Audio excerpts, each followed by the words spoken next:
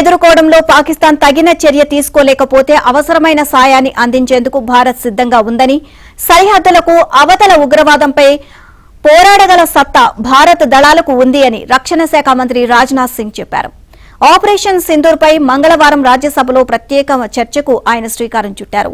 పాకిస్తాన్తో సహా యావత్ ప్రపంచంలో ఎక్కడ ఉగ్రవాదం ఉండకూడదు అని తమ దేశం కోరుకుంటోంది అని, అందుకే గతంలోనూ పాక్కు సలహా ఇచ్చామని, ఇప్పుడు మళ్లీ చెబుతున్నామని అన్నారు. అయితే ఉగ్రవాదంపై పోరాడతామని చెబుతున్న భారత్ పాక్కు సాయం అందిస్తామంటూ చెప్పడమేంటి అనే విమర్శలు వస్తున్నాయి.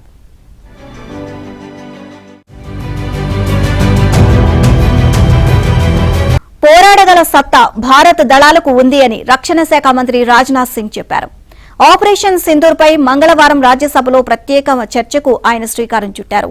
పాకిస్తాన్తో సహా యావత్ ప్రపంచంలో ఎక్కడ ఉగ్రవాదం ఉండకూడదు అని తమ దేశం కోరుకుంటోంది అని, అందుకే గతంలోనూ పాక్కు సలహా ఇచ్చామని, ఇప్పుడు మళ్లీ చెబుతున్నామని అన్నారు. అయితే ఉగ్రవాదంపై పోరాడతామని చెబుతున్న భారత్ పాక్కు సాయం అందిస్తామంటూ చెప్పడమేంటి అనే విమర్శలు వస్తున్నాయి.